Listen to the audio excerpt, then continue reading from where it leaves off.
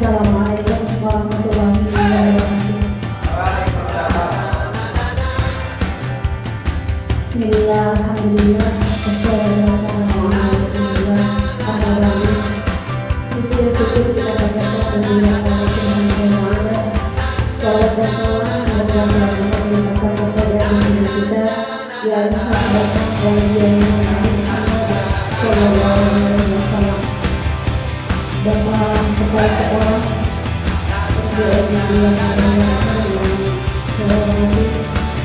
Bapak dan Ibu guru semuanya juga saya hormati. Semoga kita bersedia dalam keadaan kita yang dulu pada waktu ini lebih sebagai calon guru akan menyampaikan inspirasi menyebarkan pemahaman dan penerapan budaya positif di modul 1.4. Untuk itu, Bapak dan Ibu semuanya, untuk dapat mengikuti acara ini, mari kita awali dengan bacaan basmalah bersama-sama. Bismillahirrahmanirrahim. Untuk pemaparan diseminasi ini akan disampaikan oleh Ibu Dewi, yaitu sebagai anggota calon guru penggerak angkatan 9 dari SDN 2 Banda Anyar, Kabupaten Ciamis. Untuk waktu disilakan kepada Ibu Dewi.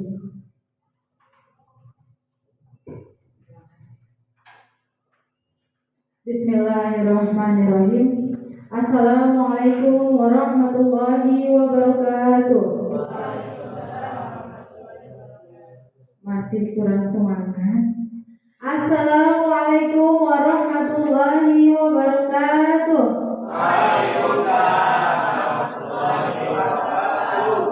Alhamdulillah. Semangat ya Ibu Bapak.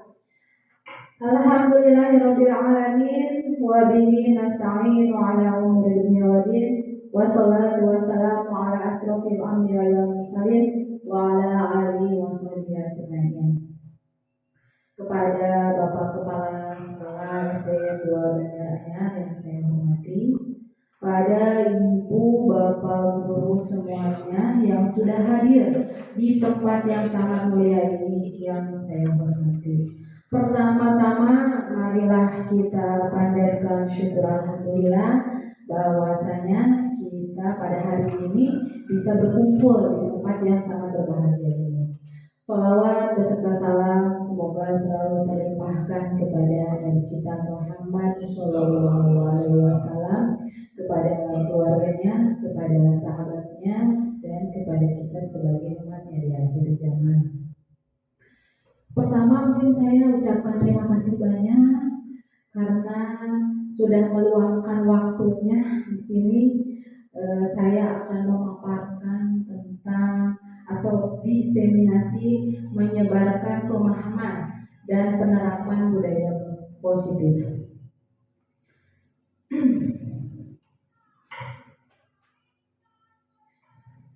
Nah, selamat datang Ibu Bapak guru hebat semuanya. Boleh Bu, terima kasih Bu.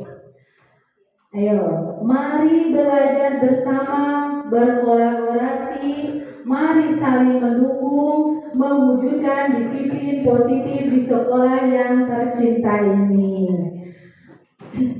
Nah, sebenarnya kalau kita lihat ya, kita di sekolah ini biasanya anak-anak setiap hari datang ke sekolah, belajar, pulang. Sebenarnya apa yang mereka dapat di sekolah itu? Nah, mungkin tanda tanya besar seperti itu.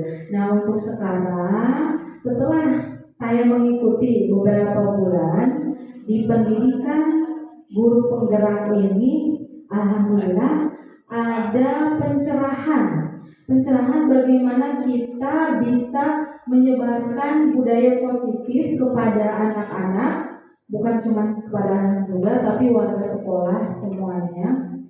Jadi menginginkan satu visi itu, visi sekolah itu apa apa, terus visi kita sebagai guru penggerak juga apa. Nanti kita bisa satukan satu jalan, visinya kemana nih? Salah satunya yaitu mewujudkan disiplin positif, ya. Nah, maka dari itu dengan adanya acara ini diharapkan nanti ibu bapak semuanya bisa menerapkan, bisa mengimplementasikannya kepada anak-anak kita di sini supaya apa? Supaya sekolah kita ini lebih maju lagi gitu dari sebelumnya, terutama dalam hal budaya positif.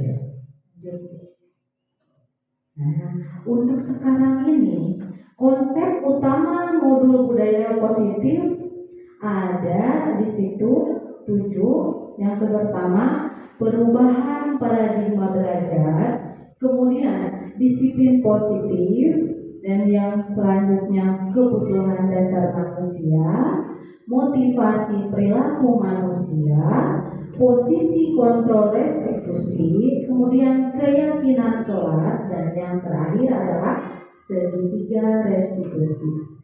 Sekarang saya mau tahu apakah ibu bapak semuanya pernah mendengar atau bahkan membaca tentang konsep yang ini, salah satunya aja, misalkan perubahan paradigma atau keyakinan kelas. Ada yang mau memberikan pendapat atau mau mengungkapkan yang sudah dilaksanakan tuh konsep yang mana gitu. Ada yang mau mencoba? Bapak, dari salah satu konsep modul budaya positif.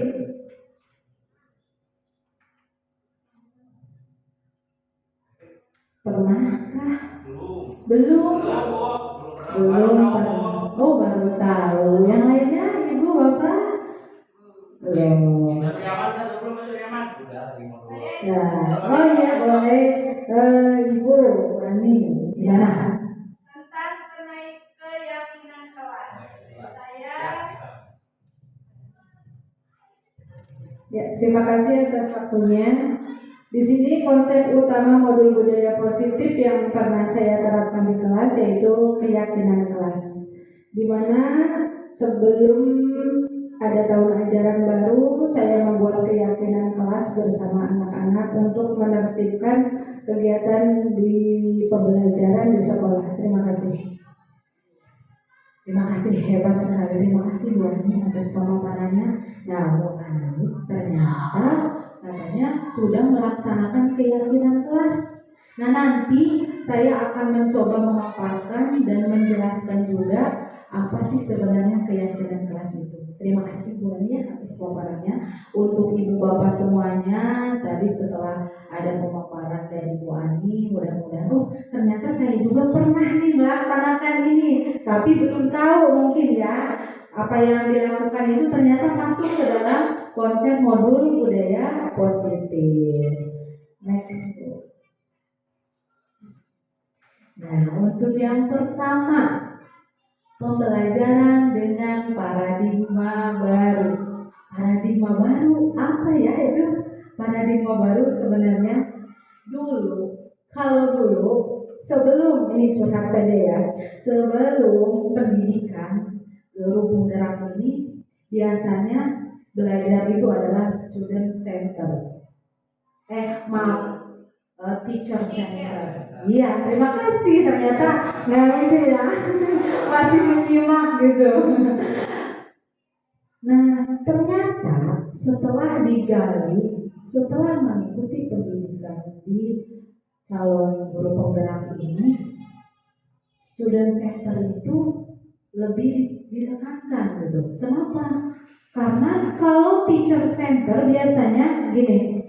Nah, silahkan catat halaman sekian sampai ke halaman ini, terus jawab pertanyaannya. Misalkan itu, ibu jelaskan dulu ya, blang blang blang blang blang di depan itu. Penjelasan sampai panjang kali lebar tinggi kali itu ya, semuanya dijelaskan. Anak-anak hanya diam, lihat, nggak tahu apa yang dijelaskan sama guru itu sebenarnya masuk nggak? Apakah yang dijelaskan sama guru itu bisa dipaparkan lagi sama anak? Gitu. Karena kan yang penting materi kita sudah tersampaikan lah. Nah biasanya kan gitu ya pemikiran kita itu paradigma yang dulu. Untuk paradigma yang sekarang setelah. Nah untuk sebelumnya kita ke sini, mungkin ibu bapak pernah mengenal Ki Hajar Dewantara. Mengenal? Bu maaf, dari itu mah sampai zaman ayeuna jadi terkenalan gitu. Iya kenapa Pak? Belum kenal kok. Belum kenal karena belum ketemu ya. Iya tapi pernah membaca tentang Ki Hajar Dewantara Pak pernah? Pernah. Apa katanya isinya tuh? Saya pengen tahu deh sama Pak Anwar. Apalagi Bu? Coba Pak. Apa Bu? Tentang Ki Hajar Dewantara. Ki Hajar Dewantara adalah seorang guru. Seorang guru yang dijadikan di Indonesia sebagai bapak pendidikan nasional. Dari pemikiran Ki Hajar Dewantara, dia berpikiran bahwa pendidikan itu harus berfokus kepada murid, jangan berfokus kepada guru. Karena bila berfokus kepada guru, seperti yang Ibu tadi katakan, siswa hanya mendengarkan, guru hanya ngabang belang. Jadi belum tentu semua yang guru terangkan masuk ke dalam pikiran siswa. Itu Bu yang saya tahu. Big applause buat Pak Anwar. Terima kasih Pak Anwar ya atas jawabannya. Nah itu penjelasannya tentang Ki Hajar Dewantara merupakan bapak pendidikan di Indonesia. Kenapa disebut bapak pendidikan? Karena pada waktu itu Bapak Ki Hajar Dewantara ini yang melopori pendidikan, pentingnya pendidikan itu, ya kan? Sampai kita sekarang ini bisa mengenyam pendidikan dari mulai ini sekarang PAUD ya, dari mulai dari PAUD, SD, SMP, SMA dan seterusnya. Tapi paradigmanya itu dulu masih teacher center. Setelah kita mengenal lebih kesini ternyata paradigmanya dirubah menjadi student center. Student center itu jadi kita menyesuaikan terhadap anak. Jangan cuma dijejeli materi aja, cocok. Nah, yang penting materinya yang ini sudah tersampaikan, terserah mau mengerti atau tidak. Kan biasanya seperti itu ya Ibu Bapak ya untuk penjelasannya. Nah, kita ke pembelajaran dengan paradigma baru dilakukan berdasarkan prinsip pembelajaran yang berdiferensiasi sehingga setiap siswa belajar sesuai dengan kebutuhan dari tahap perkembangannya untuk mewujudkan profil pelajar Pancasila.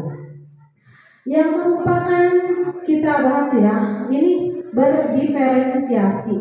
Setiap siswa itu mempunyai kebutuhan yang berbeda-beda. Jadi tidak boleh kalau Sundana dikebut gitu. Satu kelas kasih aja pelajaran nih yang ini. Tapi kan kita tidak tahu kemampuan anak di satu kelas itu bagaimana ya. Mungkin maaf ya, ada yang kurang dalam matematika atau ada kurang membaca atau apapun itu ya.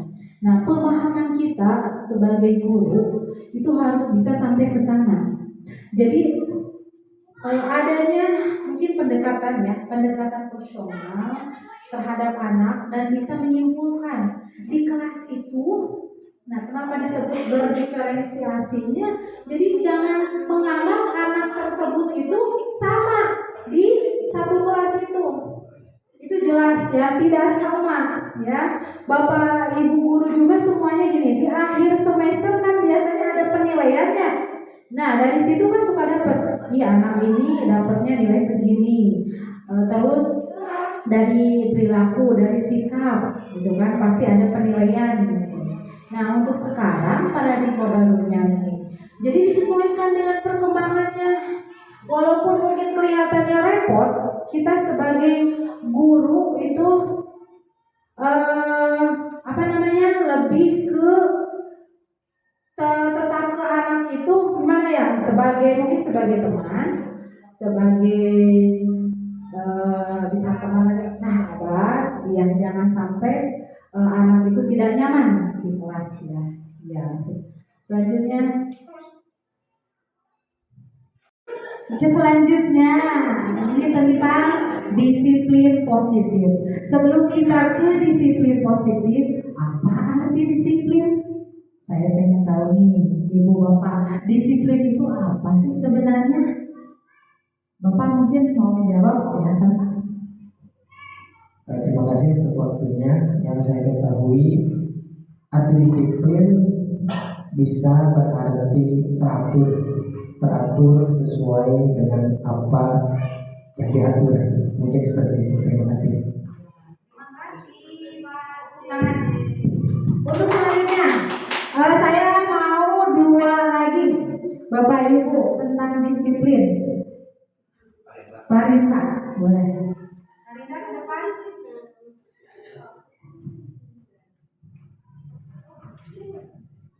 Terima kasih atas waktunya.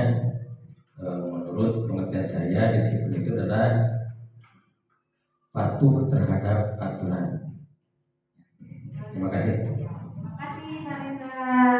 Tepuk tangannya. Selanjutnya 1 lagi lah, biar 3. Bois atau Pak Evi, Mama mau Bois. Terima kasih atas waktunya. Untuk mana dari kata disiplin, belum ke disiplin positif ya Bu? Mana disiplin? Disiplin itu adalah sikap dan perasaan taat, ya, taat dan patuh terhadap nilai-nilai yang dipercaya, dan merupakan nilai-nilai yang dipercaya itu merupakan tanggung jawabnya. Terima kasih Bu. Tepuk tangan. Buat Bois. Nah, dari 3 yang menjawab tentang disiplin itu benar semuanya. Disiplin itu tadi taat terhadap aturan, ya benar.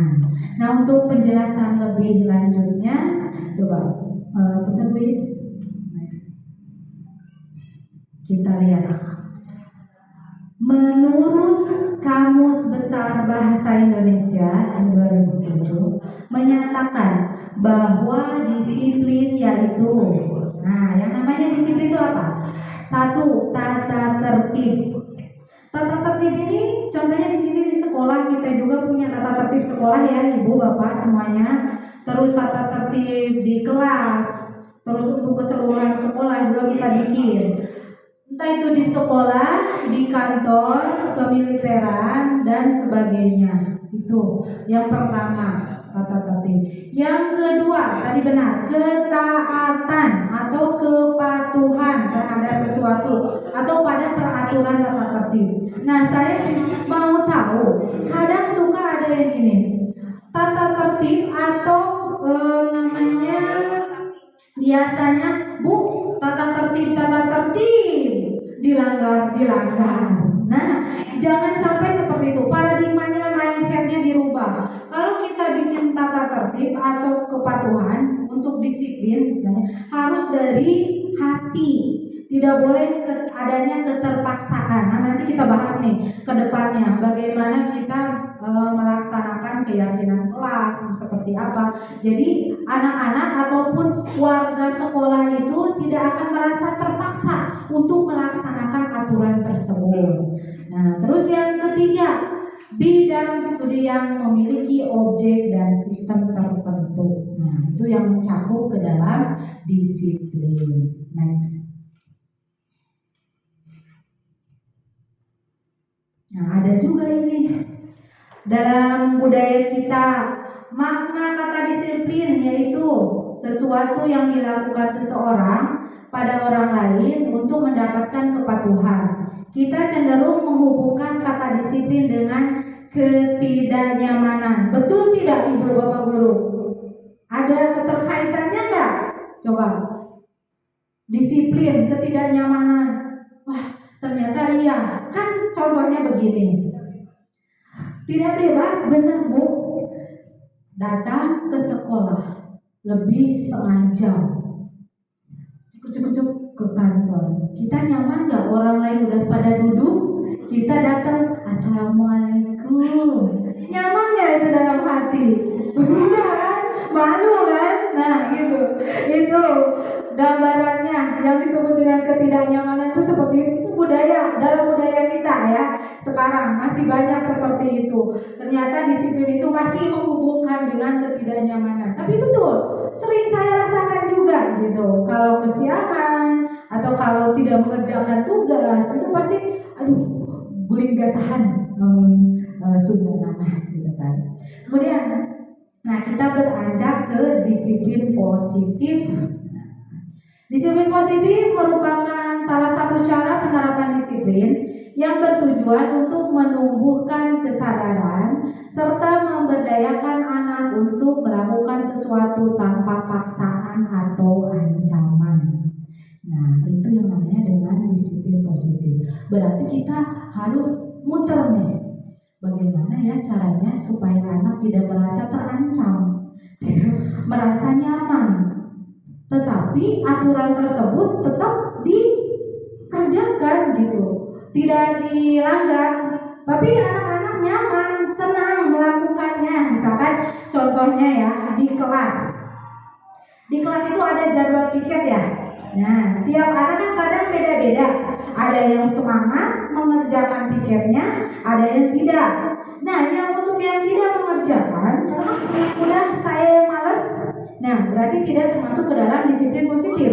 Karena anak tersebut merasa terancam, tidak nyaman untuk melakukan pekerjaan itu.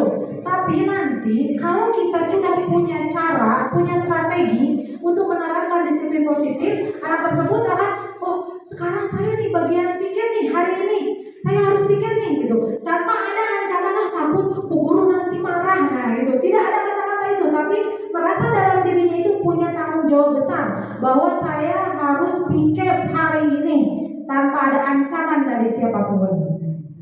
Nah, sebagai pendidik, tujuan kita adalah menciptakan anak-anak yang memiliki disiplin diri sehingga mereka bisa berperilaku dengan mengacu pada nilai-nilai kebajikan universal dan memiliki motivasi intrinsik bukan ekstrinsik. Tadi gambarannya sudah saya itu ya.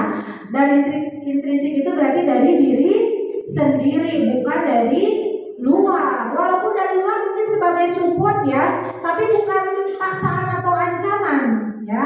Tapi kalau sudah tertanam dalam diri kita, dalam dirinya gitu kan, tentang tanggung jawabnya, itu akan terlaksana dengan baik ya. Next book.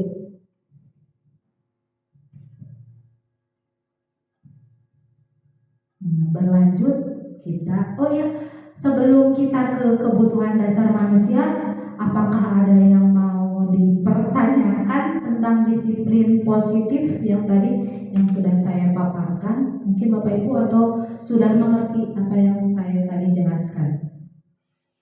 Ada yang mau? Cukup? Cukup semuanya? Terima kasih, hebat-hebat semuanya. Big applause buat kita semua. Untuk selanjutnya kita ke kebutuhan dasar manusia. Kenapa Bu? Kok ada pembahasan kebutuhan dasar manusia? Kita pasti mikir seperti itu ya. Ini kan lagi belajar, kenapa harus ada kebutuhan? Nah, yang menjadi kebutuhan dasar manusia nanti ada hubungannya. Kenapa kita atau anak didik kita itu berbuat yang negatif misalkan, atau tidak sesuai dengan yang diinginkan? Ini salah satunya. Itu bertahan hidup, terus kasih sayang dan rasa terima. Yang ketiga penguasaan, yang keempat kebebasan, dan yang kelima adalah kesenangan. Bagaimana bertahan hidup itu? Mungkin dari ibu bapak sudah terbayangkan bertahan hidup itu bukan cuma bertahan hidup di hutan, tapi bertahan hidup di sekeliling kita juga. Kita bisa nggak sih bertahan hidup di sekeliling kita ini dengan mungkin lingkungan kita banyak yang sering mengunci, meledek, kadang orang kan beda-beda. Kita berbuat salah tapi diejek-ejek di depan semua orang. Itu berarti ya termasuk ke dalam bertahan hidup. Kita bisa nggak bertahan di situ, di kelompok itu. Kita bisa ya. Nah, berarti kita harus bisa. Itu adalah merupakan kebutuhan dasar. Apabila ada anak kita, salah satu dari kebutuhan dasar ini tidak terpenuhi, itu biasanya berbeda dengan anak yang lain.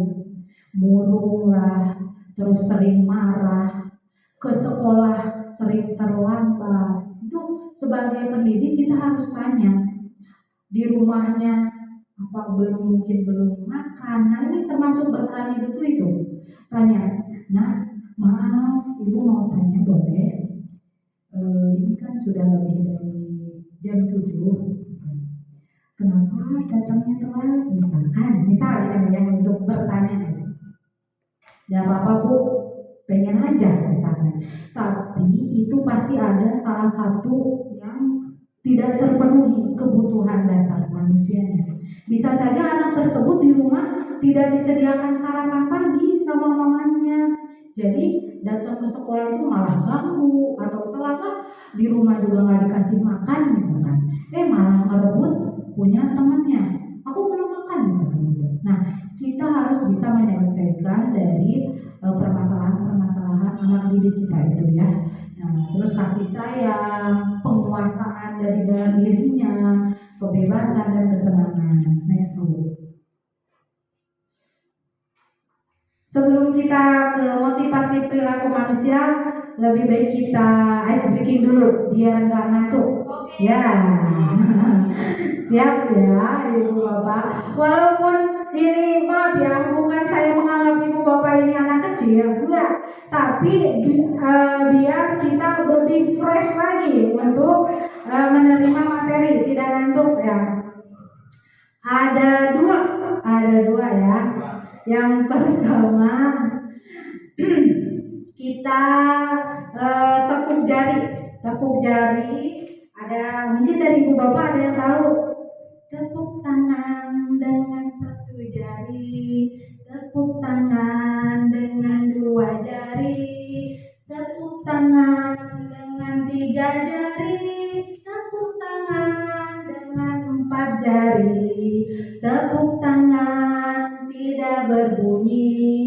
Ayo coba sekali lagi, tepuk tangan dengan punggung tangan, lakukan berulang-ulang. Sekarang tepuk tangan kirinya, tepuk tangan kirimu, tepuk sampai ke bahu.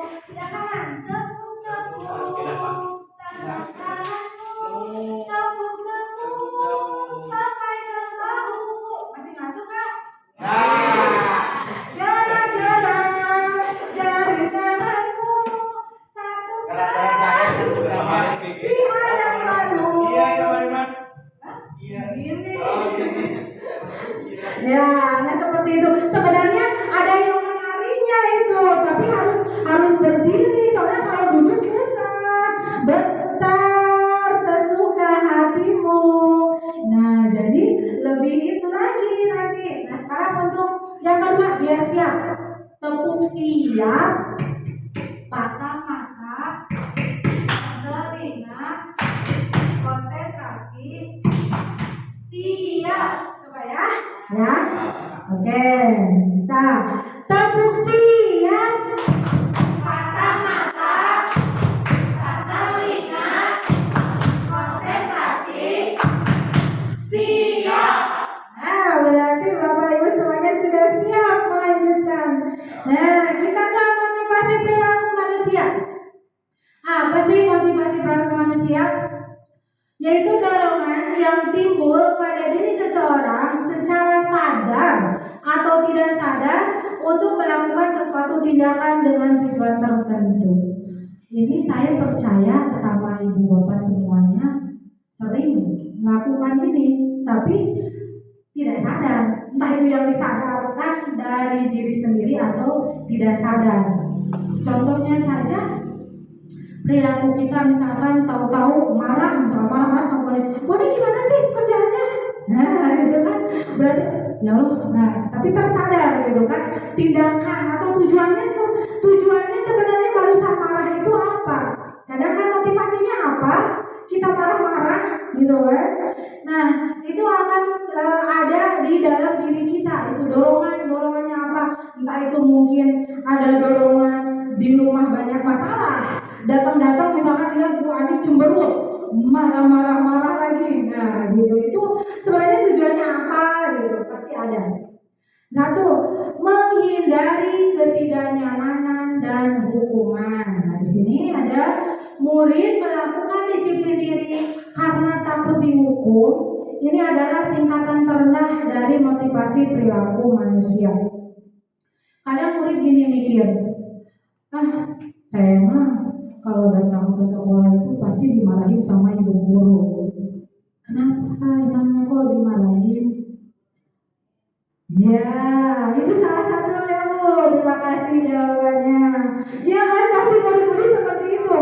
Aduh, saya nggak pikir takut nih bagaimana nanti ibu bapak guru marah atau ibu kepala sekolah marah. Nah, itu tingkatannya menghindari ketidaknyamanan dan hukuman. Kedua, untuk mendapatkan imbalan atau penghargaan dari orang lain. Murid melakukan disiplin diri karena ia menginginkan imbalan. Motivasi ini satu tingkat di atas motivasi pertama. Di sini murid gini, saya kemarin dapat permen dari ibu guru karena saya sudah piket di kelas terus bersih mengerjakan PR. Saya dapat permen 2. Untuk selanjutnya mendingan saya juga mau ditambah lagi, misalkan mau nyapu di depan kelas, terus mau membereskan buku-buku yang berserakan, atau bahkan mau menolong teman karena nanti dilihat sama bu guru dapat imbalan. Nah, itu motivasi yang kedua. Kemudian yang ketiga jenisnya, untuk menjadi orang yang mereka inginkan dan menghargai diri sendiri dengan nilai-nilai yang mereka percaya. Sini contohnya, murid melakukan disiplin diri karena sadar akan nilai kebajikan. Ini adalah motivasi yang akan membuat seseorang memiliki disiplin positif. Dari ketiga ini, mungkin Bapak Ibu sudah bisa membedakan gitu kan. Oh, ternyata motivasi mana nih yang cocok, yang harusnya ditanamkan terhadap anak. Coba yang mana Bu? Motivasinya untuk disiplin positif. Jadi, untuk menjadikan orang tersebut bisa menanamkan disiplin di dalam dirinya itu, biasanya harus ada kesadaran sendiri. Nah, tugas kita sebagai pendidik itu harus bisa menanamkan hal-hal tersebut dengan nilai-nilai kebajikan, membiasakan anak-anak misalkan mengucapkan salam kalau bertemu sama ibu bapak guru, terus salam berjabat tangan, terus mungkin setelah masuk ke kelas kita berdoa, terus baca surat pendek, bisa juga itu termasuk ke dalam bisa menghargai teman juga dibiasakan, tidak boleh mengejudge anak yang salah. Itu merupakan salah satu cara untuk menanamkan nilai-nilai kebajikan. Next. Untuk selanjutnya, tadi kan sudah ya macam-macam disiplin atau motivasi perilaku manusia, bagaimana kita melakukan sesuatu itu karena dorongan apa, terutama untuk anak didik kita. Selanjutnya, konsep disiplin dengan identitas gagal. Ternyata ada ya dengan identitas gagal itu konsep disiplinnya. Mari kita lihat. Yang pertama, hukuman. Ternyata hukuman itu bisa menyebabkan hal seperti ini. Satu, menyakitkan. Benar nggak? Coba nanti ya, bukan kita aja bertanya. Dulu kita waktu sekolah pernah dihukum tidak? Pasti ingat sampai sekarang. Benar nggak Ibu Bapak? Soalnya saya juga merasakan seperti itu. Dulu pernah waktu SMA, nggak apa-apa ya cerita sedikit. Ada pelajaran, waktu pelajaran kimia, maaf ya ibu guru kimia saya, Ibu Endah namanya. Waktu itu saya lupa, habis istirahat masuk seperti biasa, tapi saya masih mengunyah permen karet. Keenakan gitu kan. Pas ditanya, Dewi kamu maju mengerjakan soal. Saya sih siap aja gitu kan, kalau soalnya sudah mengerjakan. Pas ditanya, kamu makan apa? Udah masuk ke kelas kan? Iya Bu, saya belum sadar ada permen karet, saya masih punya. Coba lihat katanya, di mulut kamu ada apa? Astagfirullahaladzim, dari situ langsung, oh iya Bu, maaf, tadi saya lupa. Tidak ada kata lupa. Saya kan sudah ada aturannya. Kalau masuk ke sekolah tidak ada makanan, tidak ada minuman. Sekarang silahkan kamu berdiri selama pelajaran kimia. Saya berdiri di depan, coba di depan teman-teman semuanya berdiri sampai selesai pelajaran. Itu malunya ya Allah waktu itu sampai teringat sampai sekarang gitu kan. Nah itu menyakitkan kan, sakit di sini beneran. Sakitnya itu tidak berdarah, itu beneran itu. Sakitnya di sini tidak berdarah sampai sekarang. Tapi alhamdulillahnya itu sampai sekarang kalau ada ketemu itu ingat gitu kan. Dewi yang dulu kamu ibu hukumnya gitu jadinya. Alhamdulillah Bu, tapi ingatnya jangan yang itu dong Bu gitu kan. Jadi terulang lagi sakitnya, tapi nggak apa-apa. Berarti dari sakit tersebut ada hikmahnya ternyata ya, dikenal sama ibu guru. Yang kedua, tidak nyaman. Saya kemarin misalkan ada salah satu murid dihukum suruh membersihkan WC misalkan gitu. Pasti anak tersebut merasa tidak nyaman. Tidak nyamannya gini, mungkin di rumahnya itu tidak pernah disuruh sama orang tuanya, sama mamanya. Pas ke sekolah disuruh membersihkan WC. Wah, perasaannya seperti apa? Sudah dibayangkan kan ibu bapak dulu? Tidak nyaman. Kemudian murid takut. Nah takutnya itu jadi beralasan gini, saya takut mendingan gak masuk sekolah aja nanti dihukum sama ibu guru. Nah itu rasa takut. Memaksakan dirinya, walaupun memang nanti motivasinya beda, tapi dengan memaksakan itu tidak akan barokah kalau dalamnya ya, karena terpaksa melakukannya. Sasapu kayak balik suruh, lah si ibu mah pukulan capek misalkan gitu kan, ini malah suruh nyapu, suruh ngepel. Nah itu memaksa. Kemudian murid menyembunyikan kesalahan. Nah dari hukuman ini murid jadi gini, tidak mengerjakan PR misalkan. Ditanya kenapa kamu tidak mengerjakan PR? Mati lampu misalkan gitu ya, atau everything lah alasannya apa gitu. Nah itu berarti menyembunyikan kesalahan sendiri. Padahal mah sengaja tidak mengerjakan, tapi mencari-cari alasan. Nah itu dampak dari hukuman, karena kita sering menghukum anak yang salah. Kemudian murid menjadi rendah diri. Nah saya mah bisanya seperti ini, gimana lagi? Gitu itu merendah, gitu kan? Jadi rendah diri. Jadi saya emang nggak mampu, udahlah nggak usah diterusin misalkan, atau tidak usah mengikuti pelajaran yang IPA aja misalkan itu, karena saya pernah dihukum sama ibu guru atau bapak guru. Untuk selanjutnya itu tentang hukuman. Sekarang ke penghargaan. Bagaimana sih sebenarnya kalau ibu bapak guru memberikan penghargaan? Itu akan menjadikan anak itu tidak efektif, kemudian merusak hubungan, mematikan kreativitas, kemudian keempat menghukum dengan sistem ranking, yang kelima merampas hak menghargai dirinya. Sebenarnya kalau kita ini ya, saya juga sebenarnya sering melakukan atau penghargaan terhadap anak, entah itu secara material, ngasih sesuatu, jadi kamu pinter, nih ini buat kamu. Nah itu penghargaan atau good job misalkan. Kalau kita keseringan ngasih penghargaan, apalagi berbentuk materi, itu akan seperti ini, tidak efektif, merusak hubungan. Hubungannya seperti apa? Nanti sesama temannya itu ada dia, aku enggak, misalkan. Nah itu bisa. Kemudian mematikan kreativitas. Mematikan kreativitas itu anak tersebut sebenarnya bisa melakukannya, gitu kan? Bisa melakukan yang lebih dari itu. Itu akan mematikan kreativitas dia sebagai murid di situ. Karena ada penghargaan, kadang dirinya merasa sudah hebat, tapi yang dapat orang lain misalkan, itu bisa mematikan kreativitas yang anak yang tadinya sudah di atas levelnya. Jadi udah, saya nggak dapat hadiah, ngapain capek-capek gitu kan? Ya udah dia misalkan gitu kan. Terus menghukum dengan sistem ranking. Nah di sini kita Bapak Ibu kadang suka gini, anak kamu si A ranking 1, si B ranking 2, 3. Sebenarnya itu memang bagus untuk memotivasi mungkin ya, untuk kita tuh niatnya memotivasi yang lainnya, tapi secara tidak langsung itu jadi menghukum itu gimana ya, anak-anak yang lainnya merasa iri atau nanti kesalahannya itu jadi malah susah lah ngapain yang ranking 1 pasti itu aja, nah pasti gitu mikirnya. Kemudian merampas hak menghargai dirinya, itu sudah pasti.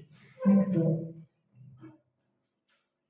Kita tadi disiplin yang gagal, sekarang kita ke konsep disiplin, itu disiplin dengan identitas sukses.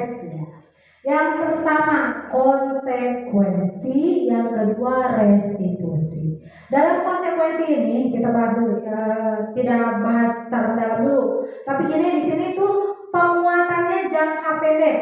Kemudian perlu monitoring berkelanjutan. Yang ketiga stimulus respon. Yang keempat murid menghormati peraturan. Yang selanjutnya kehilangan waktu untuk mengurangi kesalahan. Next ya, kita ke restitusi aja. Itu tentang konsekuensi.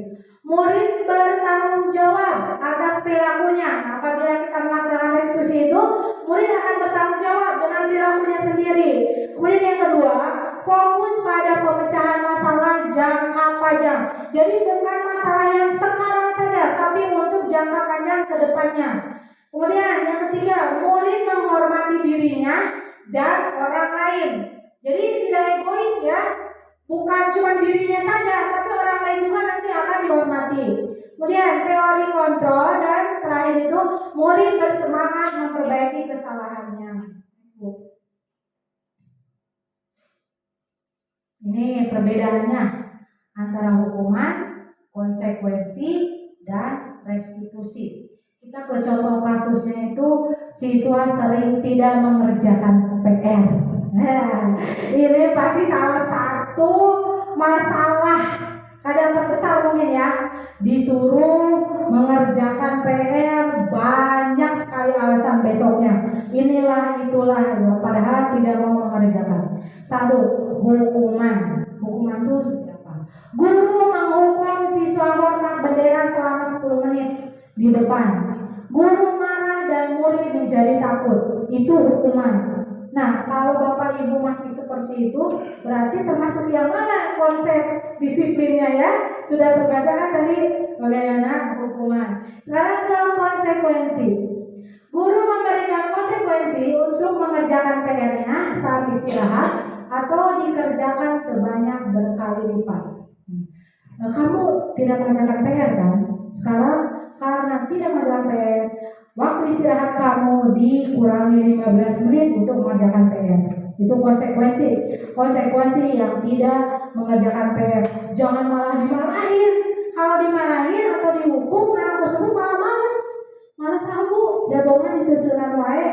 Nah, bukannya berpikir si otaknya, tapi malah buntu soalnya dimarahin, dijudge gitu kan. Belum juga istilahnya anak tersebut menjelaskan, itu udah dimarah-marahin. Nah, yang kedua, guru tegas dan siswa menghormati peraturan. Nah, yang dimaksud tegas ini kita harus bisa membedakan mana tegas, mana galak. Kalau galak, seperti gimana ibu bapak? Menggalak teh. Kaplok. Kalau galak masuk tentu saja beda dengan tegas. Kalau tegas itu masih ada nilai-nilai positifnya. Kalau galak mungkin ngegebrak meja atau apalah nyentil gitu kan, itu galak namanya. Nah, yang kemudian restitusi. Nah, dalam restitusi ini guru menanyakan keyakinan kelas atau keyakinan dirinya dan membantu siswa menyelesaikan masalahnya. Nah, tahu nggak yang kamu perbuat itu apa? Ya bu, saya tahu. Lebih enak lagi kan ditanyanya. Saya tidak mengerjakan PR. kelas yang kemarin kita bikin apa? Termasuk yang mana keyakinan kelas yang kamu langgar misalkan? Oh ya Bu, bertanggung jawab. Berarti anak tersebut itu tidak bertanggung jawab atas pekerjaannya dia gitu. Nah, dengan begitu tersadar anak tersebut, oh iya ternyata saya tidak melaksanakan keyakinan kelas yang sudah disepakati kemarin sama ibu guru, ibu bapak guru. Seperti ya.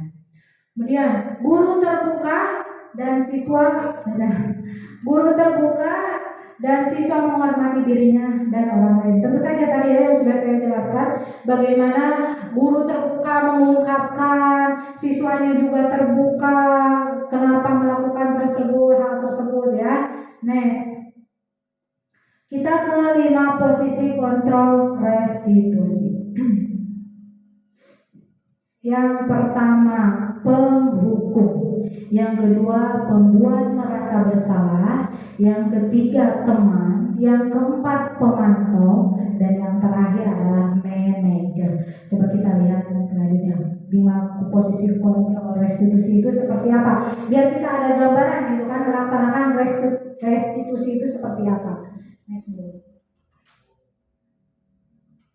Nah, contoh penerapan 5 posisi kontrol. Yang pertama, penghukum. Biasanya ada kata-kata seperti ini. Patuhi aturan sekolah ya. Lalu berdiri di depan kelas misalkan. Itu adalah merupakan penghukum. Kamu ke depan. Selama pelajaran saya berdiri di depan. Nah, itu penghukum. Yang kedua, pembuat rasa bersalah. Berapa kali ibu guru harus beritahu kamu? Bu guru kecewa sama kamu. Anaknya jadi merasa, aduh ternyata bu guru kecewa dengan kelakuan saya, misalkan gitu kan. Jadi merasa bersalah si anak tersebut. Nah, itu penerapan posisi yang kedua. Yang ketiga, memposisikan sebagai teman. Ayolah, yang tertib ya anak. Buat bu guru bangga. Kali ini tidak apa-apa kamu salah. Kita merangkulnya atau anak tersebut menjadikan seolah-olah teman. Nah, ini kata-katanya biasanya, ayo anak, kita bersama-sama membersihkan misalnya. Itu berarti ajakan seorang teman kan biasanya seperti itu. Kemudian pemantau. Seperti apakah pemantau itu? Kamu sudah melanggar. Apa peraturan dan konsekuensinya? Nah, itu berarti ibu bapak guru itu sebagai pemantau, pengen tahu anak tersebut apakah menyadari atau tidak dengan pertanyaan seperti ini. Sudah melanggar, coba peraturan dan konsekuensinya tahu tidak? Nah, gitu. Dan yang terakhir, manajer. Apakah gimana ya? Apakah kamu tahu kesalahan kamu? Kira-kira bagaimana kamu akan memperbaiki kesalahan itu? Jadi si anak berpikir, aduh saya tadi tidak pikir apa ya yang harus saya lakukan. Oh berarti saya harus mengerjakannya sekarang, membantu yang hari ini, atau saya ganti dengan hari yang lain. Misalkan berpikir seperti, nah bikin atau buat murid kita itu berpikir seperti itu. Jadi jangan adanya rasa takut tidak nyaman, tapi timbullah rasa tanggung jawab di dalam dirinya.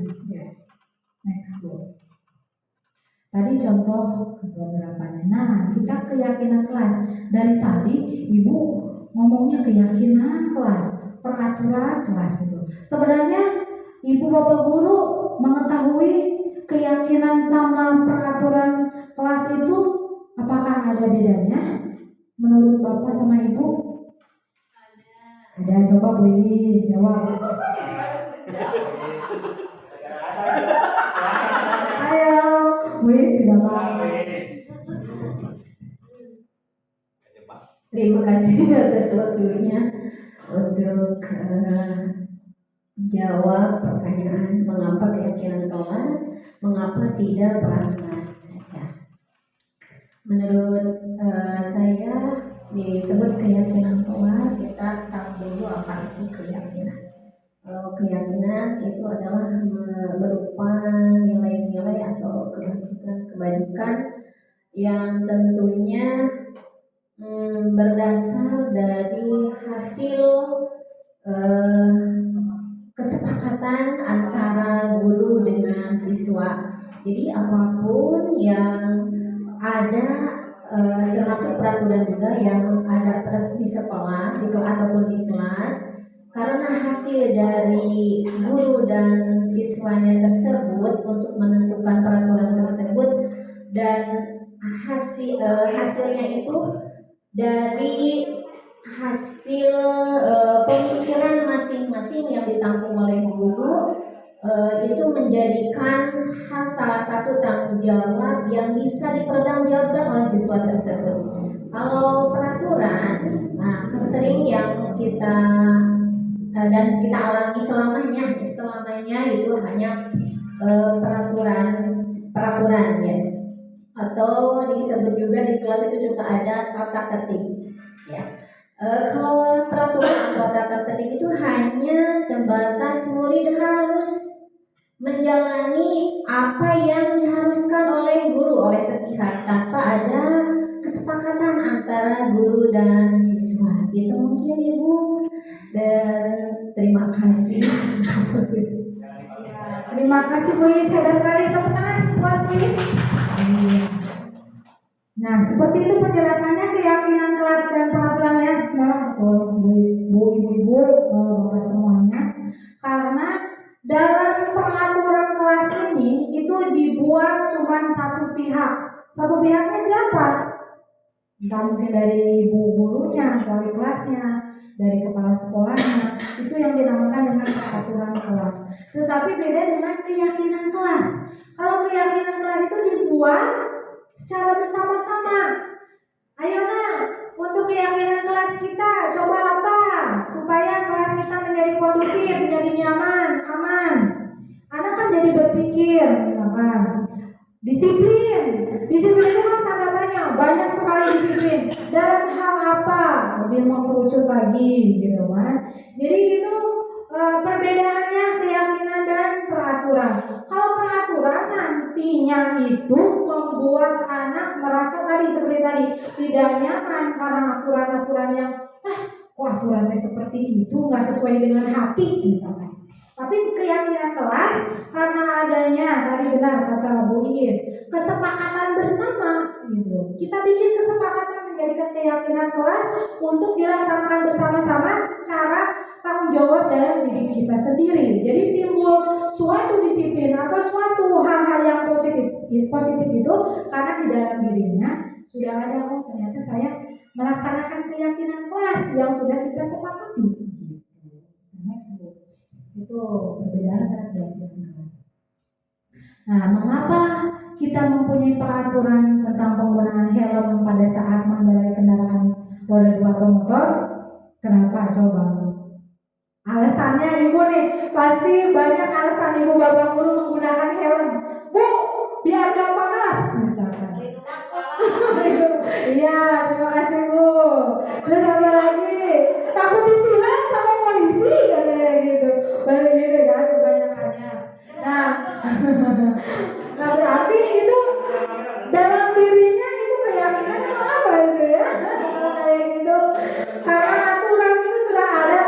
Misalkan polisi aturannya harus menggunakan helm, menggunakan sepatu kalau dalam mengendarai motor, misalkan gitu, mengikuti rambu-rambu lalu lintas. Kemudian, mengapa kita memiliki peraturan tentang penggunaan? Ini penggunaannya tidak berkelanjutan ya. Penggunaan HP misalkan.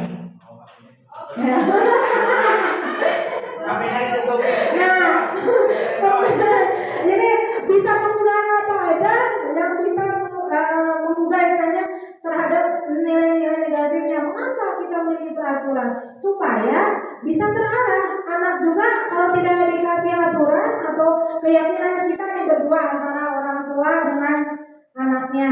Kalau penggunaan HP itu misalkan maksimal 45 menit. Ya, gitu ya. Jadi harus disepakati bersama. Anak itu akan merasa, udah 45 menit, udah, taruhlah. Nah, harus bisa seperti itu mengajarkannya. Next Bu.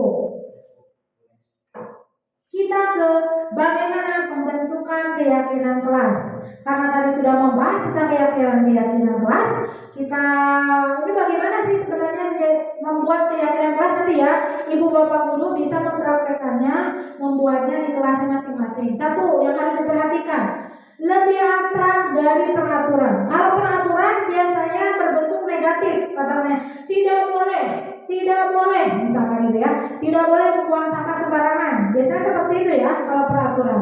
Nah ini harus lebih abstrak dari peraturan.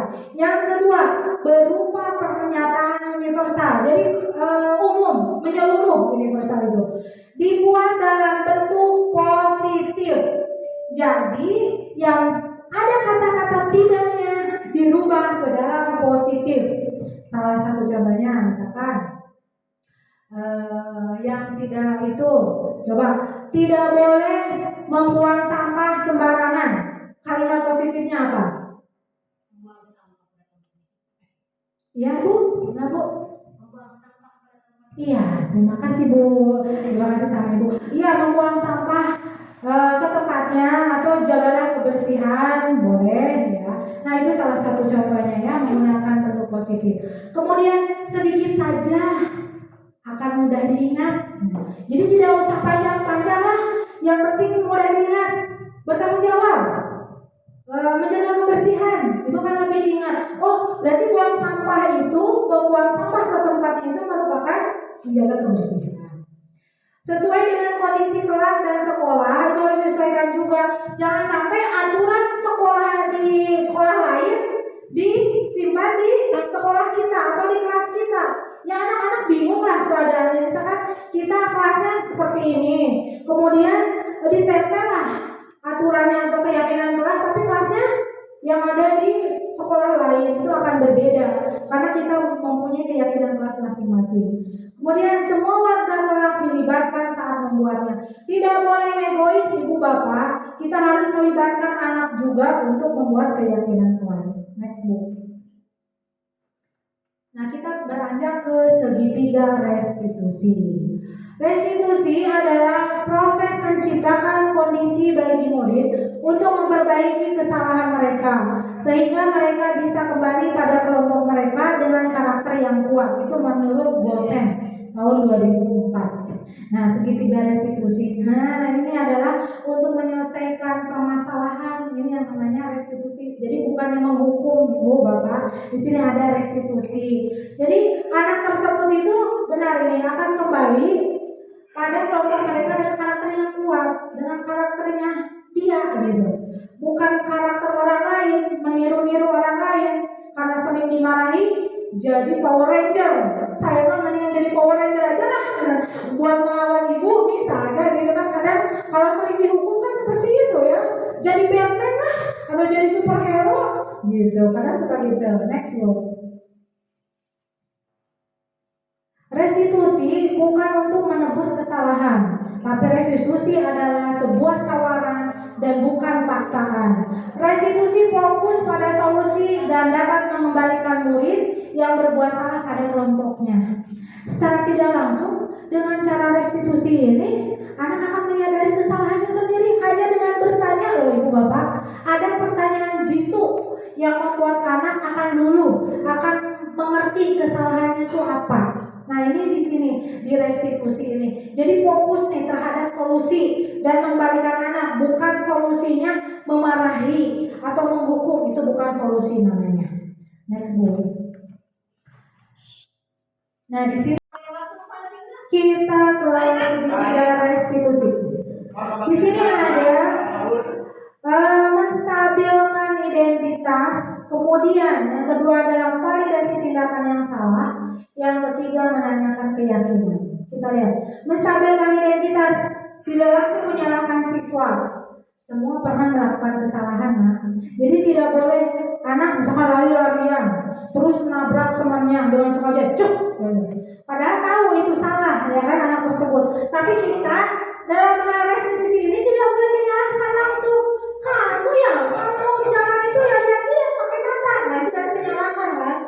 Tapi di sini kita tanya, suruh duduk anaknya, semua pernah melakukan kesalahan. Coba yang sudah kamu lakukan itu apa? Akan tersadar dengan sendiri dengan seperti itu. Daripada kita marah-marah ngeluarin tenaga, ya kan? Mendingan tanya dengan baik-baik. Kemudian validasi tindakan yang salah, menanyakan nanti alasannya. Bu, saya kan tadi buru-buru, Dika malah diam aja udah saya tabrak aja. Nah, itu alasan-alasan dari anak tersebut. Kemudian bagaimana solusinya? Menanyakan keyakinan dari kesalahan siswa memperbaiki kesalahan tersebut. Keyakinan kita di kelas kan sudah ada. Tanyakan, nah kamu apakah sudah sesuai dengan keyakinan kelas kita yang dibikin kemarin? Oh iya Bu, saya ingat. Nah, berarti saya harus berhati-hati termasuk keyakinan kelas yang mana. Next Bu. Di sini adalah contoh skenario bagaimana kita menyelesaikan suatu permasalahan. Di sini saya mengambil satu kasus di mana ada dua anak yang rebutan buku, terus dilaporkan ke saya, Bu, Dika sama Dennis rebutan buku. Ternyata setelah anaknya dipanggil, gitu, ayo nak kita duduk bareng, ditanyalah. Pertama, kita tidak boleh menyalahkan, dengarkan dulu alasannya apa, kenapa bisa rebutan gitu kan. Terus saya tanya, apakah yang sudah dilakukan Dika sama Dennis ini termasuk hal yang baik, hal yang positif? Mereka menyadari, ya Bu, tidak Bu. Terus bagaimana? Apakah sudah sesuai dengan keyakinan kelas yang kita sepakati? Ya Bu, tidak. Kalau tidak sesuai dengan keyakinan kelas apa yang sudah kalian langgar, mereka juga menyadari, ya kan, menghargai. Saya sudah melanggar tentang menghargai orang lain. Berarti anak tersebut sudah tertanam. Terus saya ternyata dalam hal menghargai kurang nih. Nah dari situ saya tanya, terus untuk selanjutnya apa yang akan kalian lakukan? Mereka juga bisa menjawab, Bu, saya mau minta maaf. Saya akan kedepannya lebih menghargai orang lain lagi, terutama teman saya. Udah selesai dari situ. Kita tidak usah mengeluarkan kata-kata yang teriak-teriak, terus kata-kata misalnya negatif, tidak usah. Next Bu.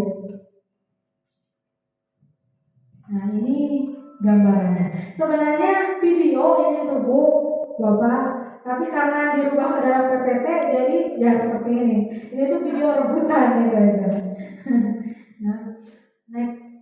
Nah ini penjelasannya bagaimana dengan cara restitusi, segitiga restitusi ini permasalahan alhamdulillah bisa terselesaikan dengan keyakinan mereka sendiri, dengan apa yang diucapkan mereka sendiri. Tidak saya yang menghukum, tidak saya yang menyalahkan, tapi mereka sadar sendiri. Next.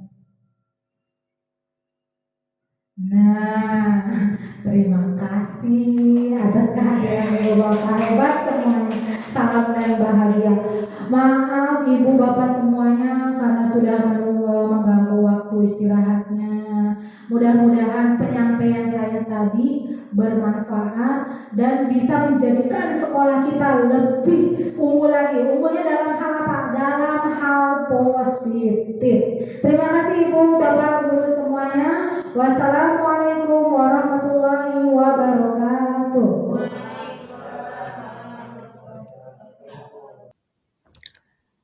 Alhamdulillah, diseminasi menyebarkan pemahaman dan penerapan budaya positif telah selesai saya sampaikan.